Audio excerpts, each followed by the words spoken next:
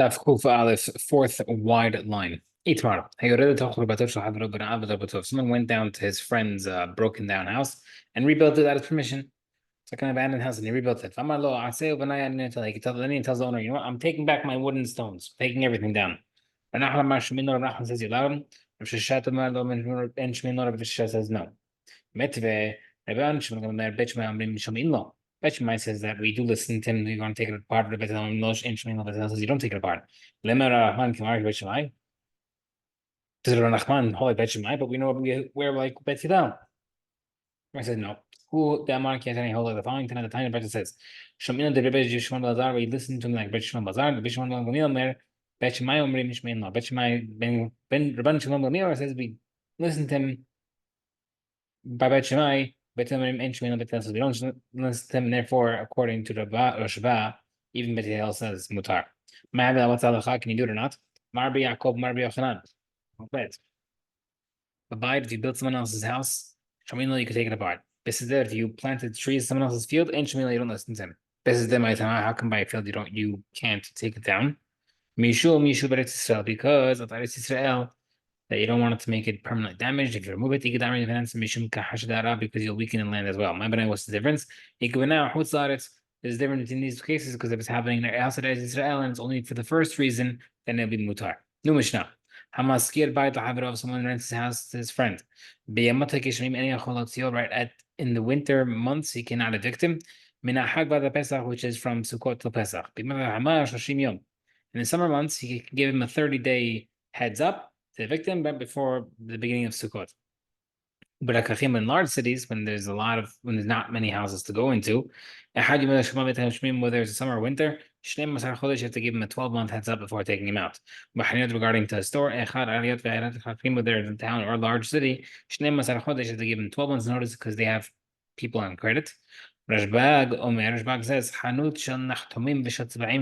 bakeries and dye shops, they give extra long credit, and therefore they would need more years, 3 years heads up. Why by winter you can't evict him, even during the season? Because is it because when a person rents his house for the winter, he's renting it for the whole winter? The same thing applies by the summer rental. He's renting for the entire summer. So how come you could kish him in the summer but not kish him in the winter? The reason why winter is because you can't really find another house to rent. The second part of the verse says, by Kirachim, in the large cities, whether it's summer or winter, they give him 12 months heads up. But that sounds like that if there's a 12-month completion in the winter, you could take him out. What am I? How can you take him out in winter, even after 12 months, if there's no houses? You have to give a new explanation in our Mishnah. When it says 30 days and 12 months, it means giving him a heads up before evicting him. Therefore, the Mishnah is saying as follows. Someone renting his house without saying how long you stay there for. You can't evict him during the winter months, which is Sukkot Pesach. Let him know 30 days heads up before Sukkot started. Taminachi will practice the same thing. When our Mishnah said 30 days and 12 months, they're referring to a notification. Just like your landlord has to let him know that I'm evicting him. So do a tenant, if he wants to leave early, has to let him know, because the tenant, if you would have known that you were leaving, I would have found someone else to replace you. All right, logically. Once the first day of winter starts without any notification of eviction, he can't wait till after Pesach. We said 30 days before Sukkot started. What do you mean 1 day? If 1 day before these 1 day into the 30 days before the winter starts, 30 days before Sukkot, you can't evict him anymore from the middle of Elul. Maravuna. Let's say the landlord comes to increase the fee. You want to stay another year? Pay me more. He can do it even though he didn't tell him.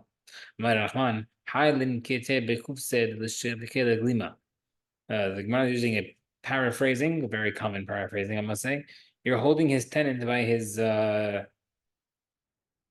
by his sensitive location so that he'll give up his jacket, which means you're squeezing him in order to stay. You're not giving him a heads up that he'll raise the rent. Then the time will come and he'll be forced to stay and pay extra rent.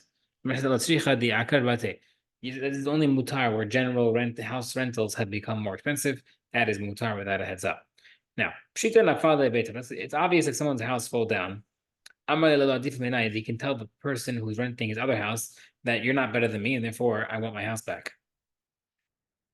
Let's say he gave his house, he sold the rental property, or he gave it to someone else as a present. The tenant can tell him, you're no better than me. Meaning, I'm happy you got this present, but I'm renting it from beforehand. This contract precedes you. If he married off his son and needed to give his son the house, if he had time to notify the tenant beforehand, he should have notified him. But if it's not possible and you just got married randomly, you can tell him, you are not better than my son, and I want it back. There's a guy who bought a lot of wine. He could not find a place to store it. This is very, very rough story. He told the woman, can I rent a place to store my wine? No. He ended up marrying her. He brought his wine into her location to leave it there. And she rented it to him. He went back to his own house. He sent her a get and divorced her. She went, hired people, used the wine itself to pay them. She put the wine in the street. Don't get woman upset at you. Just some advice. Free advice. So the guy brought the lady to Bedin, saying she couldn't evict me. And he said to him, yeah, you get what you asked for. You did not nice to her, she did not nice to you.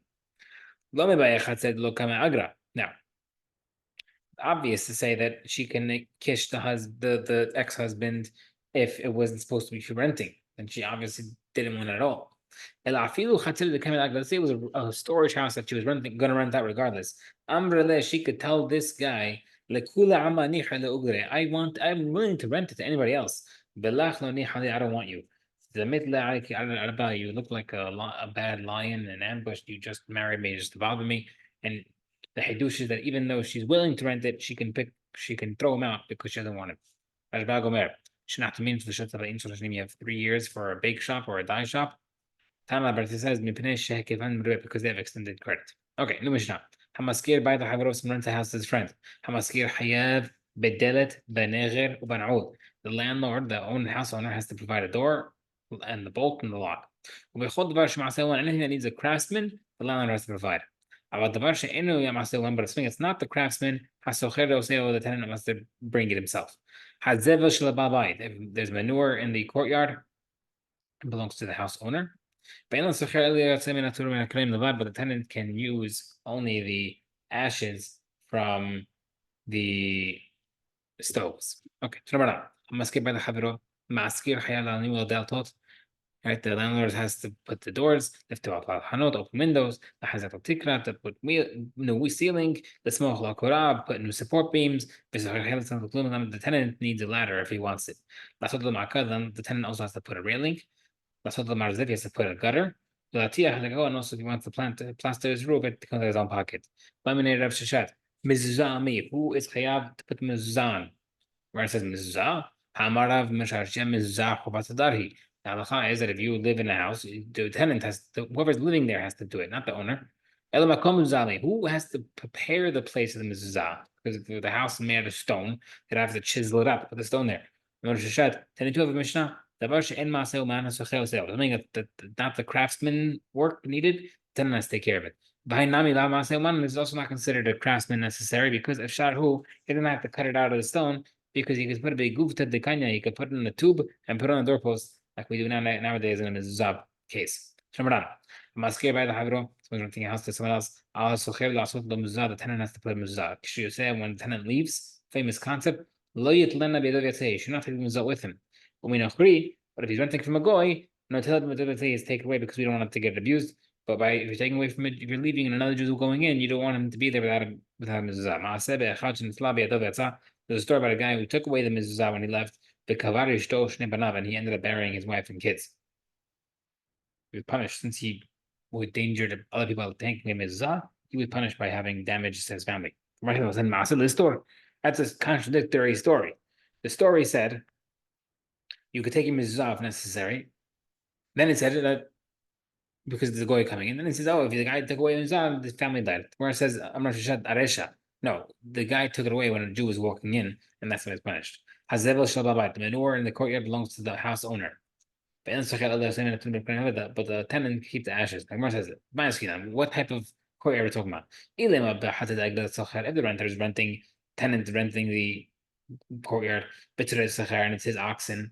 Why would the landlord keep it? That's one case where the courtyard does not belong to the tenant. And the oxen belong to the landlord. Chita, of course. Why would you belong to the tenant? What's the case? Referring to the courtyard belongs to the landlord. And oxen from outside pass by and let themselves loose, and now there's manure there. The landlord requires it even if it's out there. So much as a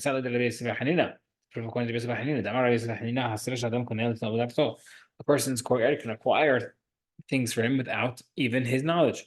The Gemara says, a person says, anything that lands on my property today, my courtyard shall acquire it. Lo marklum does not work. But if what Rabbi said is true, without your knowledge, it acquires it. Why doesn't it work? You don't even need to say it.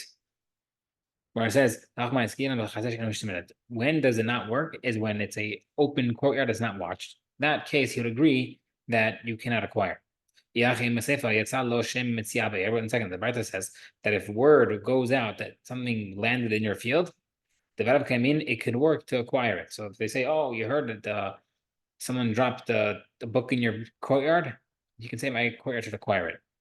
Now the Gemara says, but it's not a washed courtyard. What's the difference? Why would that help you acquire it if it's not watched?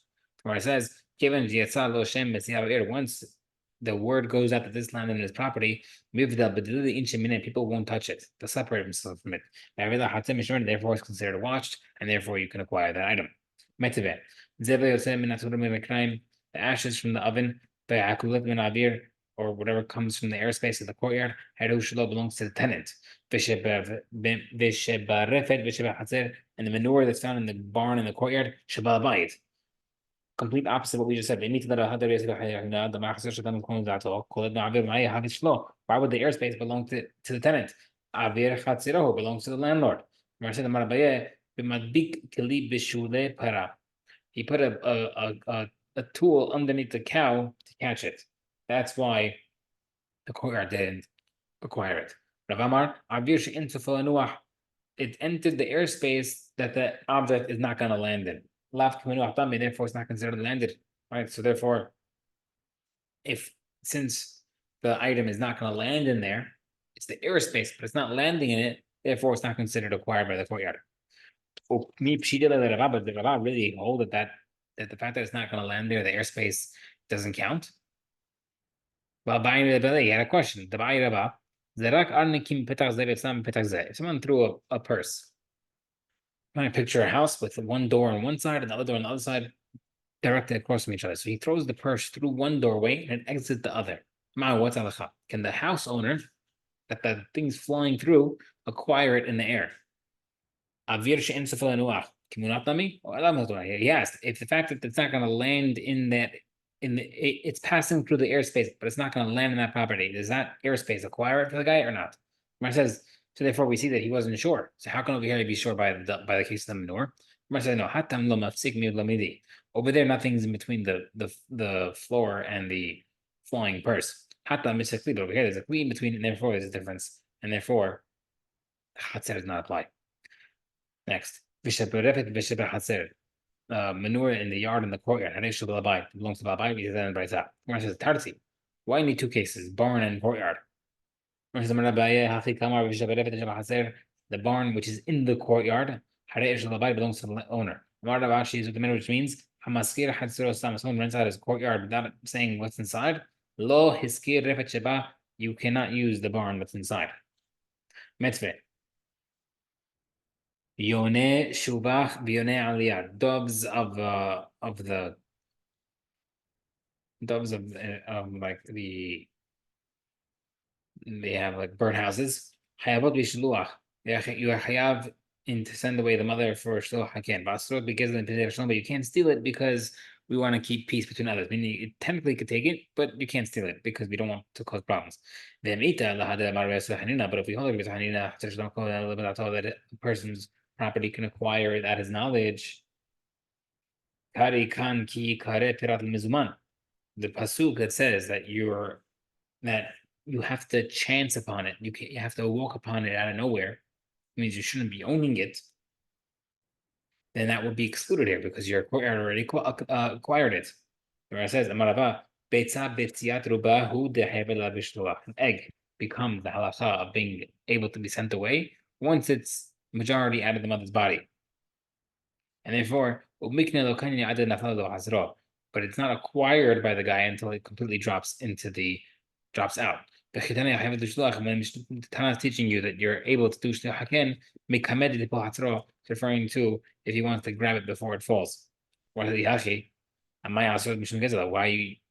can't you steal it? It says iman. He says that you can't steal it even with their mother. Even about the stealing of the eggs. Once the egg came out, the guy has his mind to acquire it, and that's why you can't steal it. It's a sword to take the eggs as the mother's sitting on them. Send away the mother. And that's what says, take the kids. Even if you say the egg fell down, they still be able to do shidduch haken. Whenever the owner can still take the eggs of the birds, his courtyard acquires it from him. The owner can't take it, his courtyard cannot take it. Then, if that's the case, that the courtyard can't take it, why is it only asur midrabanan that you shouldn't take it because of peace? If someone else sent the mother bird away, that's considered silin doraita because the courtyard acquires the eggs once the mother sent away.